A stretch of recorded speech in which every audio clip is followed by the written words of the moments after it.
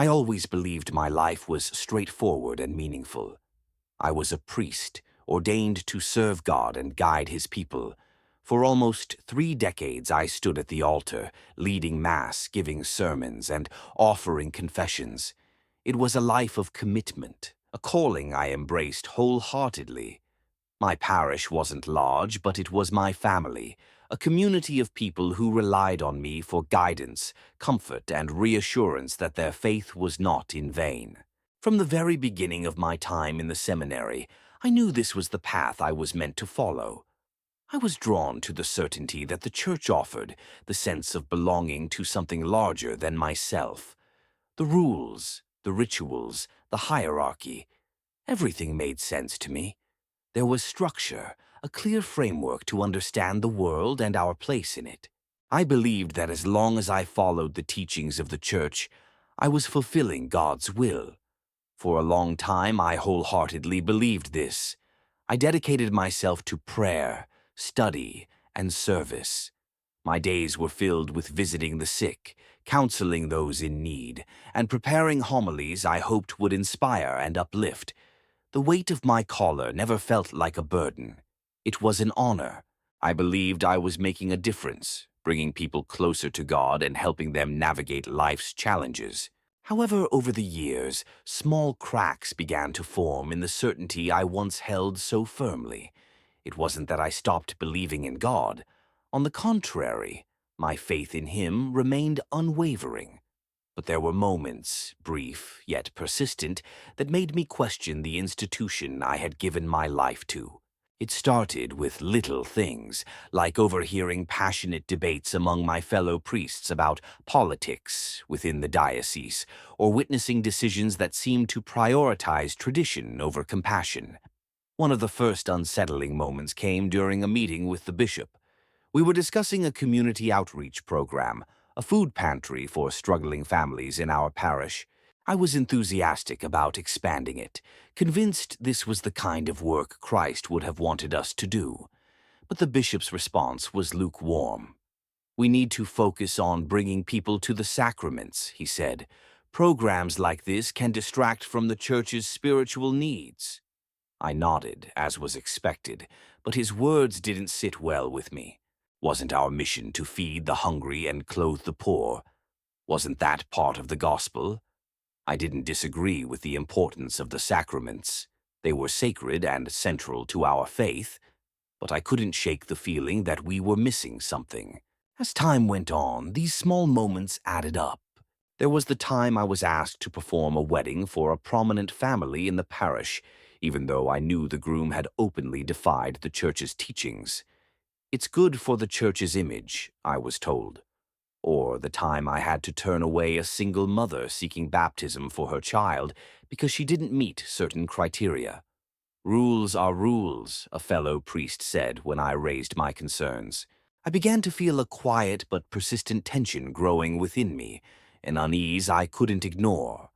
I found myself spending more time in the confessional, not because more people were coming, but because of the silence it offered. It was in that small, dark space that I started to voice my doubts in whispered prayers. "God, am I doing what you want? Is this really what it means to serve you?" Still, I carried on. I didn't share my doubts with anyone. Not my fellow priests, not the parishioners, not even the bishop. I told myself it was just a phase, a test of faith, and that if I prayed hard enough, the doubts would fade. But they didn't. Instead, they lingered, growing heavier with each passing year. Then came the day that changed everything. It was a typical Sunday morning, one I had experienced countless times before. The pews were filled with familiar faces, and the sunlight streamed through the stained glass windows, casting colorful patterns on the floor. I was in the middle of the Eucharistic prayer, my hands raised in blessing, when a sudden pain shot through my chest. At first, I thought it was nothing, just a fleeting discomfort from standing too long, but the pain didn't go away. It grew sharper, radiating down my arm and up to my jaw. My vision blurred, and the words I had recited so many times before became impossible to speak. The chalice slipped from my hands and I stumbled backward, clutching the altar for support. The next thing I knew, I was on the ground, the faces of my parishioners swimming above me in a haze of panic. Their voices sounded distant as though coming from the other side of a thick wall. I tried to reassure them, to tell them I was fine, but no sound came out. Then everything went dark. What happened next is something I've struggled to put into words ever since. I didn't feel fear or pain, just an overwhelming stillness, as if I was suspended in a place where time didn't exist. I could no longer see the church, the people, or even my own body. Instead, I was surrounded by light, a warm, radiant light that seemed to come from everywhere and nowhere at once. It wasn't blinding, but it was all-encompassing, wrapping around me like a comforting embrace. In that moment, I knew something extraordinary was happening. This wasn't just my body failing. It was something far greater, far more profound. I didn't know where I was or what would happen next, but for the first time in years, I felt completely at peace. Little did I know this was only the beginning. At first, I was floating. That was all I could process. There was no weight, no pain, no boundaries to the space I occupied. I could feel my chest rise and fall, but not in the way I had known before. It wasn't tied to effort or struggle. It was as if breathing itself had become effortless. I became aware of the scene below me. There I was, lying on the floor of the church, surrounded by familiar faces, now contorted with worry and panic. People were leaning over my body, their mouths moving, but no sound reached me. It was strange, watching them from above, like looking at a moving painting. I noticed every detail. The glint of sunlight on the chalice, the way someone had hastily folded their jacket to use as a pillow under my head. For a moment, I wanted to call out to reassure them, but then I realized I didn't have a voice, a body, or any sense of form. There was just me, suspended in something I couldn't define. As I tried to make sense of what was happening, a warmth began to spread around me. It was subtle at first, like standing in the sun on a cool morning, but it quickly grew. The warmth wasn't just physical, it was emotional and spiritual, filling me with a profound sense of peace and security. I had spent my life preaching about God's love, but for the first time I felt it in a way that words could never capture. The church below me faded, the details of the room blurring like watercolors. I wasn't afraid. If anything, I was curious. The light around me grew brighter, more radiant, yet it didn't hurt my eyes. It was alive, pulsing gently, as though it had its own heartbeat. It seemed to call to me, not with words, but with an irresistible pull, drawing me closer. I moved, or rather I was moved, toward the light. As I drew nearer, the world around me transformed. Shapes and colors emerged, shifting and flowing like a living tapestry. There were no hard edges, no boundaries, just endless beauty stretching infinitely in every direction. The air, if it could be called air, was filled with a kind of music, not melodies, but harmonies so pure they resonated through me, as if I were part of the song. For a moment I felt as though I was home. There was no judgment, no fear, just an overwhelming sense of belonging. I didn't need to question where I was. It simply felt right, like I had been here before but had forgotten until now. But as I floated there, basking in the light and warmth, something began to change. A shadow crept into the periphery of this radiant realm, subtle at first, but impossible to ignore. It wasn't the kind of shadow cast by light. It was deeper, heavier, like a void threatening to consume everything around it. I turned, or perhaps I was turned, toward it. For the first time, I felt a twinge of unease. The darkness wasn't chaotic or violent. It was quiet, still, and utterly empty. It stood in stark contrast to the vibrant light, yet it felt connected, as if they were two sides of the same reality. My mind raced with questions. Was this hell? Was it judgment? The theological concepts I had preached about for years came to mind, but none of them seemed to fit what I was experiencing. The darkness wasn't malevolent, but its presence was undeniable, and it seemed to beckon me, just as the light had. I wanted to turn back, to remain in the warmth and beauty, but something compelled me to face it. As I moved closer, the harmony of the light seemed to fade, replaced by a silence so profound it was almost deafening. The contrast was overwhelming. Light and darkness, fullness and emptiness, life and void. Yet, even in the shadow, I felt no fear. There was a strange sense of understanding, as if the darkness wasn't a punishment, but a reflection of something deeper, something I hadn't yet grasped. It was then that I realized the light hadn't left me. It was still within me, a steady glow that pushed back against the darkness. I began to wonder if this was what the afterlife truly was. Not a place of separation, but a convergence of all things, where every choice, every action, and every intention was laid bare. The peace I had felt in the light hadn't disappeared. It was now joined by a profound sense of responsibility. This place, wherever it was, didn't resemble the heaven or hell I had described from the pulpit. It wasn't about golden streets or eternal fire. It was something far more complex, more intimate.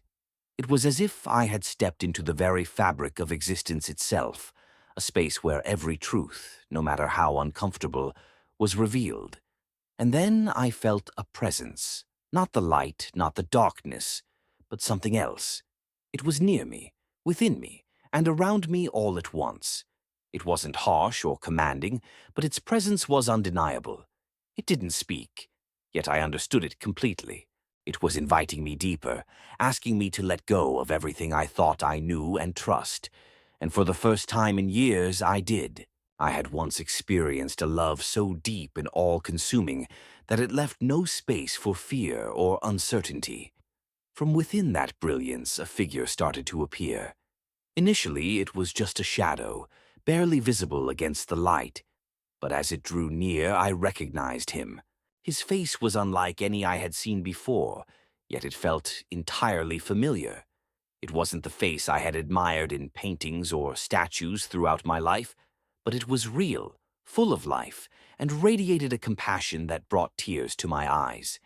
Our gazes met, and in that moment I felt as though he could see all of me. Every thought, every action, every hidden doubt and fear. Yet his gaze carried no judgment, only love. "Why are you so troubled?" he asked, his voice gentle but resonating deeply within my soul. The question caught me off guard. I don't know," I stammered. "I thought I understood. I thought I was doing everything you wanted, but now—" I trailed off, unable to express the weight of my confusion. He stepped closer, and his presence felt warmer. "You have always sought me," he said softly, "but you have looked for me in the wrong places." His words hit me like a blow. "The wrong places," I repeated, my voice shaky.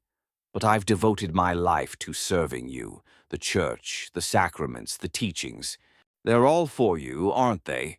He smiled, sadness in his expression, though I couldn't fully understand it. "The church is a guide," he said, "but it is not me. The rituals, the doctrines, the traditions, they can lead people to me, but they are not the destination. Too often they become walls instead of doors."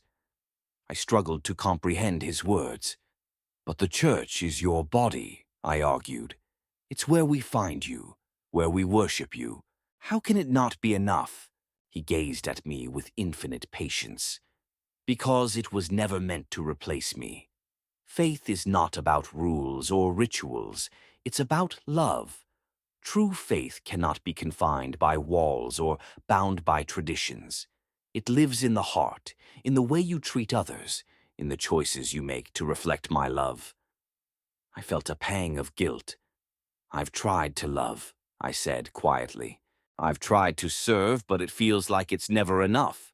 He reached out, though I didn't feel a physical touch, only a profound sense of reassurance. "You have done much good," he said, "but you have also burdened yourself with things I never asked of you. You have focused on the weight of obedience when I have always called you to freedom. You have judged yourself by the standards of men when I have asked only for your heart. Tears began to fall freely as I struggled to understand. I don't understand, I admitted. If love is the answer, then why have we built so much around rules and rituals? Why do we preach judgment and penance? He didn't answer immediately. Instead, he gestured, and the world around us shifted. Scenes unfolded before me. People I had known, moments I had witnessed. There was a mother struggling to feed her children, a man begging for mercy at confession, a young woman turned away from baptism because of her circumstances. I saw myself in those moments, following the rules I had been taught, upholding the standards of the church. Did you see me in them? He asked gently but with piercing clarity. I looked away, ashamed. I thought I was doing what you wanted, I whispered.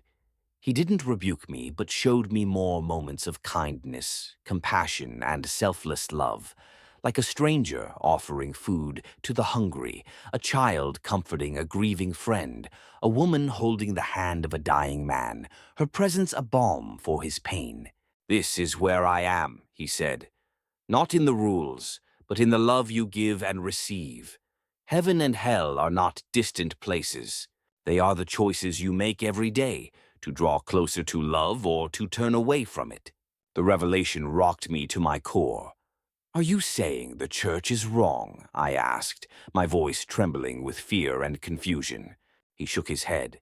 The church can be a light, but it is not the source. It is meant to guide, not to bind. When it reflects my love, it serves its purpose. But when it becomes an idol, when it replaces compassion with judgment, it strays from the path. I wanted to argue, to defend the teachings I had spent my life upholding, but I couldn't. His words were too clear, too true. For years I had followed the rules, believing they would bring me closer to God. But now, standing in his presence, I realized how often I had missed the mark. What am I supposed to do? I asked, desperation creeping into my voice. If the rules aren't the answer, how do I lead others to you? His smile returned, warm and reassuring. Lead with love, he said simply. Let go of the fear that binds you, the judgment that blinds you. Show others my heart, not through words or rituals, but through the way you live. Be the light that points them to me, not to the walls of an institution. The truth of his words settled over me like a gentle rain, washing away the guilt and fear I had carried for so long. I didn't have all the answers, but in that moment, I knew I didn't need them all. What I had was enough. A call to live out love in every moment, to be a reflection of the grace I had so often preached, but not always practiced. You are not bound by your past, he said, his voice like a melody resonating through my soul. You are free to walk the path of love, to guide others, not to an institution, but to me. For the first time, I felt the weight of my doubts and failures lift. In their place was a quiet strength, a certainty that I was loved, not for what I had done, but simply for who I was, a child of God, created to love and be loved. As the light around me began to dim, I felt myself drawn back to the world I had left behind. But this time I wasn't afraid. I wasn't lost. I was ready to begin again, not as a perfect priest, but as a flawed human, a reflection of his infinite love. When I woke, it felt like coming back to a world I no longer recognized. The stark fluorescent lights of the hospital room replaced the radiant glow of the divine realm. I had just experienced a sensation of heaviness in my body, weighed down by flesh and bee, yet my spirit felt light and free in a way it never had before. I looked around at the machines softly humming, the IV drip in my arm, and the worried expressions of a few parishioners seated nearby. They appeared relieved when they saw my eyes flutter open. "Father, you're awake," one of them exclaimed, tears welling up in her eyes. "We've been praying for you." I nodded faintly, my voice hoarse as I whispered, "Thank you." They wanted to know what had happened, but I wasn't ready to explain, not yet. How could I share something so profound, so beyond words, with people who had never experienced the presence I had just felt? How could I explain that everything I believed about faith had been completely turned upside down? The days that followed felt surreal. I went back to the rectory to recover, but nothing felt familiar anymore. The routines that once defined my life, morning prayers, preparing sermons, leading Mass, now felt hollow. It wasn't that I had lost my belief. If anything, my faith was stronger than ever. But the way I had practiced it, the way I had guided others to practice it, now seemed incomplete. I tried to share what I had experienced during my near-death encounter with a few colleagues, hoping they might understand. At first, they listened with polite curiosity, nodding as I described the light, the presence, and the truths I had learned. But when I began to question the rigid teachings of the Church, their expressions hardened. "This is a test of your faith," one of them said firmly. "Near-death experiences are often misleading. The devil uses them to create doubt and confusion. You need to return to prayer and the sacraments. They will lead you back to the truth." "But what if the truth isn't in the rituals?" I asked, my voice trembling. "What if the truth is in how we live, in how we love?"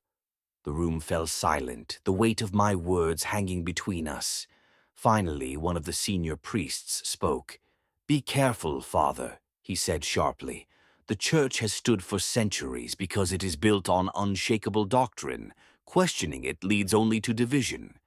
I left that meeting feeling more isolated than ever. The vision I had been given, the truths I had seen so clearly, were being dismissed as illusions, or worse, as heresies. Even among those who had shared my vocation, there was no space for what I had experienced. The parishioners noticed a change in me too. My sermons shifted, focusing less on doctrine and more on compassion. I stopped emphasizing the Church's rules and began speaking about the heart of Christ's teachings: love, humility, and service. Some responded warmly, grateful for the message of grace, but others felt uncomfortable, even angry. One Sunday after Mass, a woman approached me with a frown. "Father, why haven't you been reminding us of our obligations?" she asked.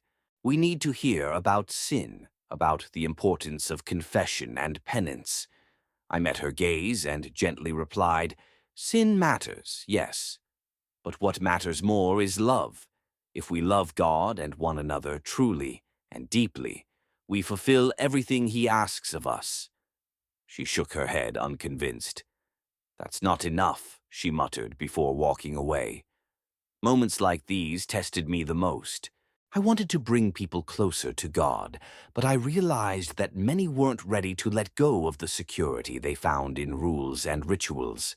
For years, I had been the same, clinging to structure as a way to measure my faith. Now I saw how limiting that could be, but not everyone was ready to see it with me. The greatest challenge came when the bishop called me in for a private meeting. I could tell by his tone that it wasn't a friendly invitation. As I sat in his office, he leaned forward, his expression serious.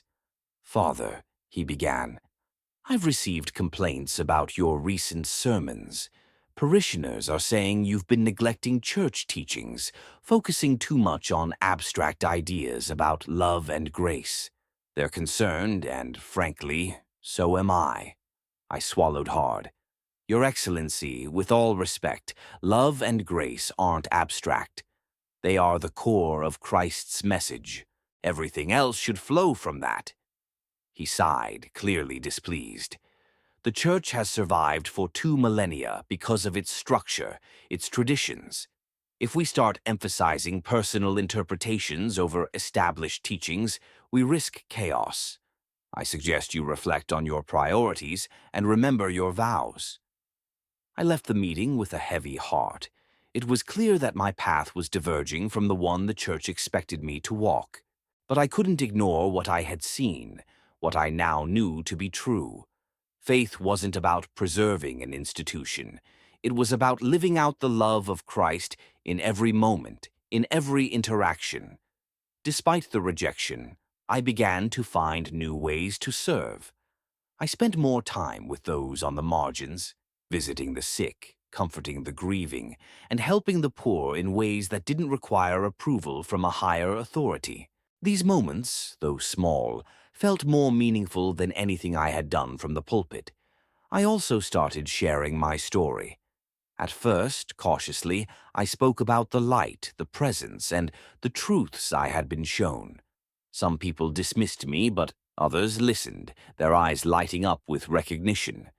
They too had struggled with doubt or felt trapped by the rigidity of the church. My testimony gave them permission to seek God in new ways, to trust that His love was bigger than any rule or ritual. With each step, I felt my connection to God deepen. The isolation and rejection were painful, but they no longer defined me. I was no longer bound by fear or judgment. Instead, I was free, free to live a faith rooted in love, humility, and service. For the first time, I felt truly alive. When I look back on my journey, I see it not as a break from my faith, but as a rediscovery of what faith truly means. For many years, I thought my devotion to the church was the same as devotion to God. I believed that following the rules, performing the rituals, and upholding the traditions were the ultimate expressions of my faith. But now I understand that those things, while important, are not the essence of faith. They are tools meant to guide us, not to define us. To my fellow believers, I offer this. Do not let your faith become confined by institutions or rituals. These things have their place, but they are not the destination. True faith isn't about blind obedience or perfect adherence to rules. It's about the choices we make every day to live with love and compassion. It's about the moments when we step outside ourselves to see Christ in the eyes of others, the hungry, the lost, the lonely. Faith isn't a checklist to complete. It's a life to live. To the skeptics who may hear this, I understand your doubts. I've faced them too. But I urge you not to let the flaws of institutions or the failings of people keep you from seeking God. The church is made of humans, and humans are fallible. But God is not. His love is greater than our mistakes, and it is always present, waiting for you, inviting you. Seek Him, not in perfection, but in the simple, quiet acts of love you experience in your life. You may find Him in the places you least expect. What I've learned is that heaven and hell aren't distant places or future destinations. They are choices we make every single day. Heaven is found in the love we give, in the grace we offer to others, in the ways we align ourselves with God's heart. Hell is not a punishment handed down. It's the consequence of turning away from love, from choosing fear, pride, or judgment over compassion. Blind obedience to institutions can lead us astray. If we let it replace our relationship with God, institutions can reflect His love, but they can also obscure it. We must remain vigilant, constantly seeking Him in our hearts and in the lives of those around us. Faith is not about submission to rules. It's about surrendering to love. It's about trusting that, even in our failures, even in our doubts, His grace is enough. My message to you is simple. Choose love in every moment, in every decision. Choose the path that brings you closer to compassion, humility, and grace. It won't always be easy. There will be times when fear or pride seem like the easier choice. But I promise you, love is always worth it. I no longer fear the unknown. I no longer cling to the safety of rituals or the comfort of certainty. Instead, I walk forward in faith, trusting that God's love will guide me even when I cannot see the path ahead. And I invite you to do the same. Let go of fear, of judgment, of anything that keeps you from fully embracing the love you were created to give and receive. Heaven is closer than we think. It's in the moments we choose kindness over cruelty, forgiveness over resentment, love over indifference. And so is hell when we let hatred, greed, or judgment rule our hearts. The choice is ours, every day, every moment. As I close, I leave you with this truth. God's love is infinite. It doesn't belong to an institution or a rule book. It belongs to all of us, and it's written in the way we live. Seek it, share it, and let it transform you. That is the purpose of faith. That is the path to God.